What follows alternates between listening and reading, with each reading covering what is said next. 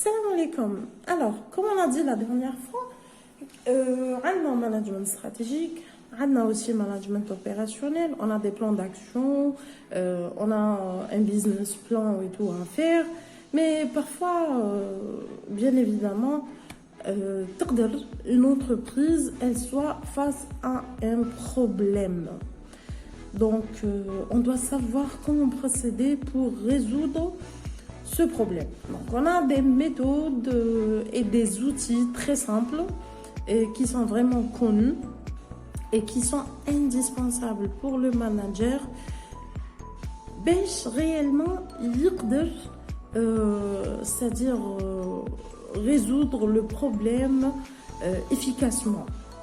Donc, pour résoudre les problèmes dans une entreprise, on a 5 étapes. Alors, la première étape, c'est définir le problème lui-même. Avant de essayer de résoudre un problème, on doit le connaître d'abord. Donc, pour définir le problème, on a des outils.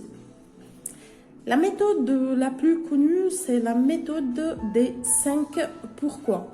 Donc, le fait de se poser la question pourquoi 5 fois. Et parfois, on est obligé de poser la question pourquoi plusieurs fois. Alors, plus que 5. On a le brainstorming. Donc, on a le reverse brainstorming. Et ces deux méthodes sont différentes.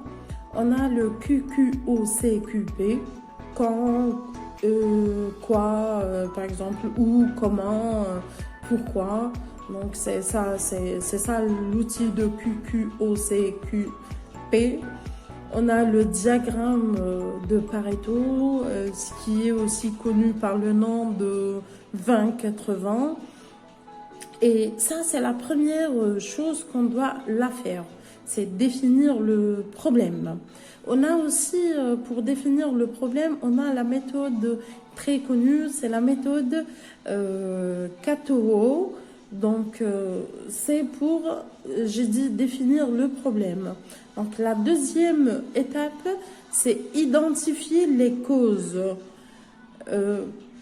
Les causes de problèmes qu'on a actuellement. Alors, l'outil le plus connu pour identifier les causes, d'ailleurs, il est connu par ce nom, c'est l'outil, le diagramme de cause et effet. Et son vrai nom, c'est le diagramme d'Ishikawa, qui est créé par le monsieur Ishikawa.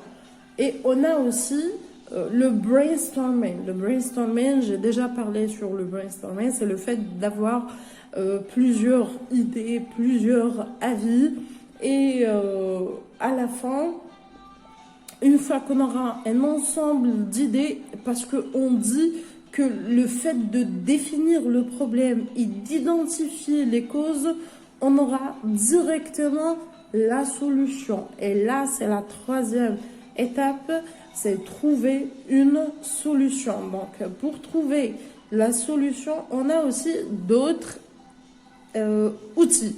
Donc, on a la matrice de décision, on a l'analyse de la valeur, on a le diagramme en arbre, on a aussi la méthode Scamper, on a le brainstorming et le vote pondéré, c'est-à-dire le fait de faire le brainstorming et d'avoir plusieurs idées.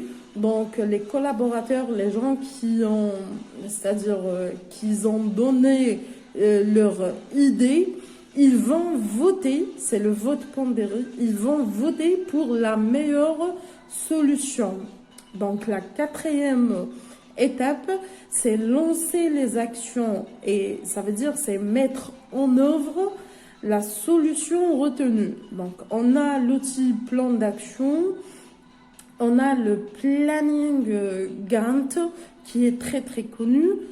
Et la cinquième étape, c'est suivre de l'efficacité de la solution. Parce qu'il ne suffit pas de connaître la solution et de lancer réellement les actions et mettre en œuvre la solution, mais il faut suivre, c'est-à-dire c'est faire l'évaluation de cette solution. Donc c'est la 5e étape, c'est suivre de l'efficacité de la solution et de sa mise en œuvre. Et là, on a aussi des outils. On a le tableau de bord qui est vraiment utilisé. On a le feuille de relevé, plutôt la feuille de relevé. Et on a aussi le diagramme de Pareto qui est connu, je vous ai dit, par le diagramme de 20-80.